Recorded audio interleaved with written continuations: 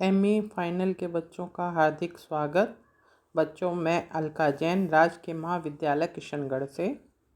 बच्चों, हम पढ़ रहे थे बाणभट्ट की आत्मकथा, जिसमें हमने पूर्व में भट्टनी और बाणभट्ट दोनों का चरित्र चित्रण किया।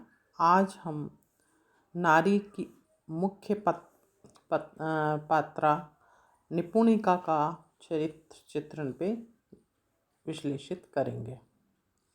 निपुणिका बाणभट्ट की आत्मकथा की सर्वाधिक प्रभावित करने वाला स्त्री पात्र है। उपन्यास के प्रारंभिक पृष्ठों में ही निपुणिका का परिचय मिल जाता है। वह एक अस्पृश्य जाति की कन्या थी, जिसका विवाह उस कांदविक वैश्य के साथ हुआ था जो भड़बूजे से सेठ बना था। विवाह के 1 वर्ष के भीतर ही वह विधवा हो गई और ससुराल में मिले दुखों को न झेल पाने के कारण घर छोड़कर भाग गई। बाण से उसकी भेंट उज्जैनी में हुई, जहां वह एक नाटक मंडली का सूत्रधार था। निपुणिका ने नाटक मंडली में भर्ती होने की इच्छा प्रकट की और बाण ने स्वीकृति दे दी। निपुणिका के रूप रंग और सौंदर्य के विषय में बाण अपना मंतव्य इन शब्दों में व्यक्त करता है। निपुणिका बहुत ही अधिक सुंदर नहीं थी। उसका रंग अवश्य शेफालिका के कुसुम नाल के रंग से मिलता था, परंतु उसकी सबसे बड़ी चारुता संपत्ति उसकी आँखें और उंगलियां थीं। उंगलियों को मैं बहुत महत्वपूर्ण सौंदर्य उत्पादन समझता हूँ। साहसिक और कुशल अभिनेत्री निपुणिका कुशल अभिनेत्री है। एक बार उज्जैनी में बाणभट्ट की नाटक मंडली ने परम भट्टारक की उपस्थिति में नाट्य अभिनय किया। निपुणिका ने उस रात ऐसा जीवन अभिनय किया कि बाण विस्मय विमुग्ध हो गया। उसने निपुणिका को बधाई देने के लिए आवाज़ दी और उसे देखकर हंस पड़ा। पता नहीं निपुणिका ने इस हंसी में अपनी उपेक्षा की गंध कहाँ से पाली। वह उसकी नाटक मंडली को छोड़कर चली गई। वस्तुतः निपुणिका बाणभट्ट को मन ही मन अपने हृदय मंदिर में देवता मानने लगी थी। पुरुष की उपेक्षा नारी जीवन की सबसे बड़ी पराजय होती है। निपुणिका उसी रात नाटक मंडली छोड़कर चली गई। बाण ने उसे खोजने का बहुत प्रयास किया, पर खोज ना सका। बाण ने नाटक मंडली भंग कर दी और प्रतिज्ञा की कि जब तक निपुणिका को खोज नहीं लेता, तब तक न कोई नाटक लिखूंगा और न खेलूंगा। 6 वर्ष के उपरांत निपुणिका की भेंट स्थानेश्वर में बाणभट्ट से होती है। यहाँ वह पान की दुकान करती है। बाण उसे देखकर आश्चर्यचकित रह जाता है और उसकी दुख भरी कथा सुनने के बाद उसी के पास ठहर जाता है। यही निपुणिका ने भट्टनी की विपत्ति कथा से बाण को अवगत कराया और छोटा राजकुल से उसकी मुक्ति के लिए सहायता की प्रार्थना की। निपुणिका में अनेक गुण थे, जिन्हें देखकर बाण विस्मय विमुक्त था। वह सोचता था कि जिस स्त्री में इतने गुण हो, वह समाज के लिए तो पूजनीय है। वह हंसमुख, अभिनय कुशल, साहसी और आत्मविश्वासी थी। उसमें त्यागवृत्ति और सहनशीलता भी पर्याप्त मात्रा में थी। वह इतनी साहसी है कि अंतःपुर से भट्टनी को मुक्त कराने हेतु बाण की सहायता लेती है और इस कार्य को सफलतापूर्वक संपन्न भी करती है। उसकी त्यागवृत्ति का उत्कृष्ट उदाहरण वह दृश्य है जब वह और भट्टिनी दोनों गंगा में डूब रही थी। तब वह बाणभट्ट से कहती है, मुझे छोड़ो, भट्टिनी को संभालो। मृत्यु मुख से पड़े व्यक्ति से ऐसे त्याग की अपेक्षा निश्चय ही अनुकरणीय है। निपुणिका अपने मन की व्यथा बाण के सम्मुख तब व्यक्त करती है जब वह 6 वर्ष के उपरांत स्थानेश्वर में उससे मिलता है। वह कहती है, हाँ भट्ट, मेरे भाग जाने का कारण तुम ही हो, परंतु दोष तुम्हारा नहीं है, दोष मेरा ही है। तुम्हारे ऊपर मुझे मोह था।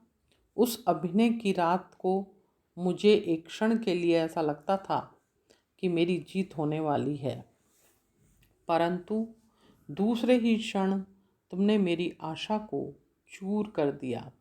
निर्दयी, तुमने बहुत बार बताया था कि तुम नारी देह को देव मंदिर के समान पवित्र मानते हो, पर एक बार भी तुमने समझा होता कि यह मंदिर भी हाड़ मांस का है, ईंट पत्थर का नहीं। किंतु जब निपुणिका का वासना में प्रेम भक्ति में बदल चुका था, वह बाणभट्ट को अपना गुरु मानती है, जिसने उसे स्त्री धर्म सिखाया है।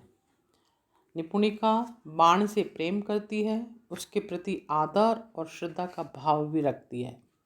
वह संसार की चिंता नहीं करती। वह यह कदापि सहन नहीं कर सकती कि भट्ट पर कोई लांछन लगाए। वह कहती है, भट्ट, तुम मेरे गुरु हो, तुमने मुझे स्त्री धर्म सिखाया है।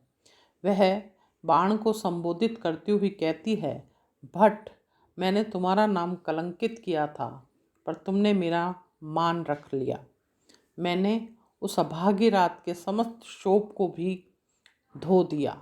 मैं उसी दिन से अपने को हाड़ मांस की गठरी से अधिक समझने लगी। तुमने मुझे मुक्ति दी है भट्ट। निपुणिका का संपूर्ण जीवन उसके अदम्य साहस और जीवट का परिचायक है। 16 वर्ष की विधवा घर से भागकर जब जीवन यापन के लिए संघर्ष करती है, तो निश्चय ही अपने सतीत्व की रक्षा करना उसके लिए अत्यंत दुष्कर रहा होगा। उस विशाल विलास प्रधान समाज में, जहाँ नारी पर पुरुष भेड़ियों की तरह टूटते हों, निपुणिका जैसी साहसी स्त्री ही अपने सतीत्व की रक्षा कर सकती थी। यही नहीं, जब उसे भट्टिनी की विपत्ति का पता चलता तो वह उसके उद्धार के लिए प्राणपण से जुट जाती है। बाण को अपना सहायक बनाकर वह उसे पूर्णता तक पहुंचाती है। वह बाण से कहती है, तुम न आते तो भी मुझे तो यह करना ही था। बोलो भट्ट, तुम यह काम कर सकोगे? तुम असुर ग्रह में आबद्ध लक्ष्मी का उद्धार कर सकते हो? मदिरा के पंख में डूबी कामधेनु को उभारना चाहते हो? बोलो, अभी मुझे जाना है।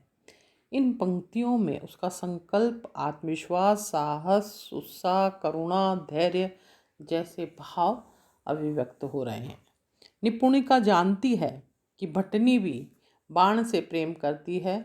वह उसे प्रति कभी ईर्ष्या और असूया भाव उसके मन में जागृत नहीं हुए। द्विवेदी जी ने स्वयं निपुणिका से इस सत्य का उद्घाटन इन शब्दों में करवाया है। प्रेम एक और अविभाज्य है। उसे केवल ईर्ष्या और असूया ही विभाजित करके छोटा कर देते हैं।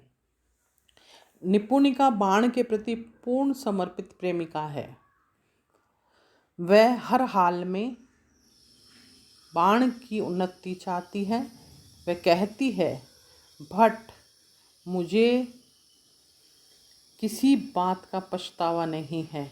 मैं जो हूँ उसके सिवा और कुछ हो ही नहीं सकती थी, परंतु तुम जो कुछ हो उससे कहीं श्रेष्ठ हो सकते हो। निपुणिका अत्यंत संवेदनशील नारी है।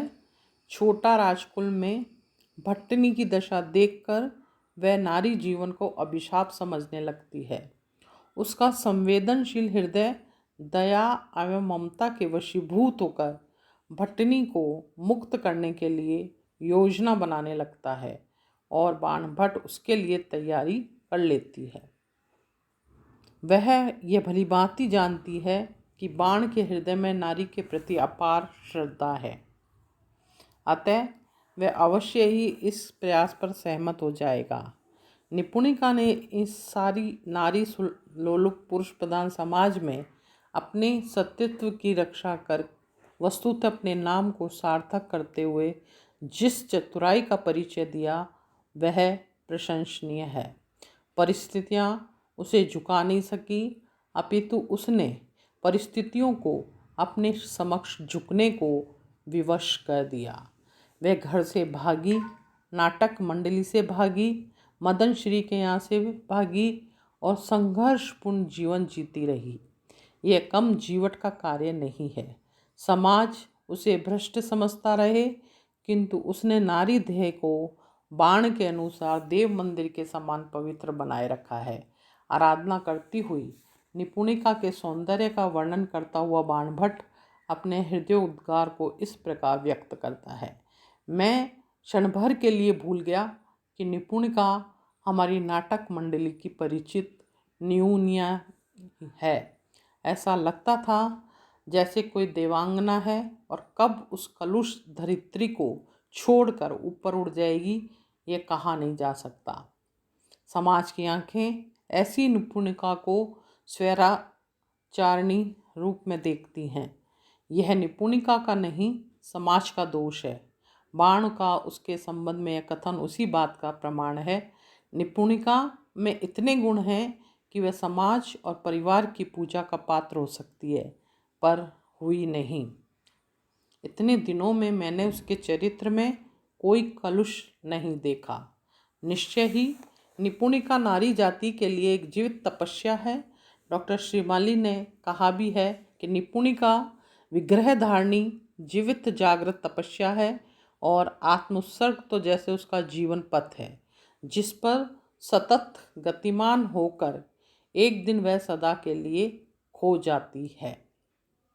निपुणिका कुशल अभिनेत्री है, नृत्य संगीत में पारंगत।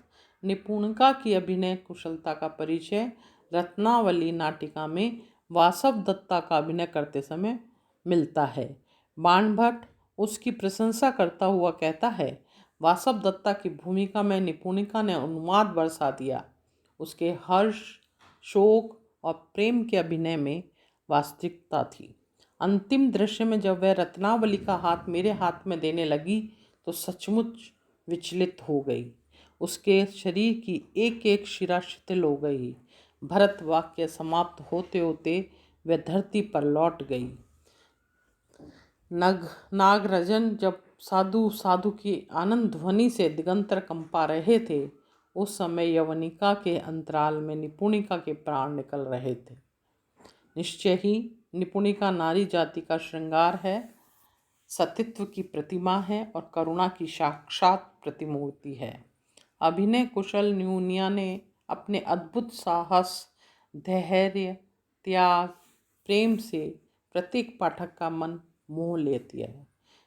वह आचार्य हजारी प्रसाद द्विवेदी की कल्पना से उद्भूत एक अद्भुत चरित्र है। तो बच्चों, ये थी निपुणिका का चरित्र चित्रण। आगे हम अन्य विषय पर चर्चा करेंगे। धन्यवाद।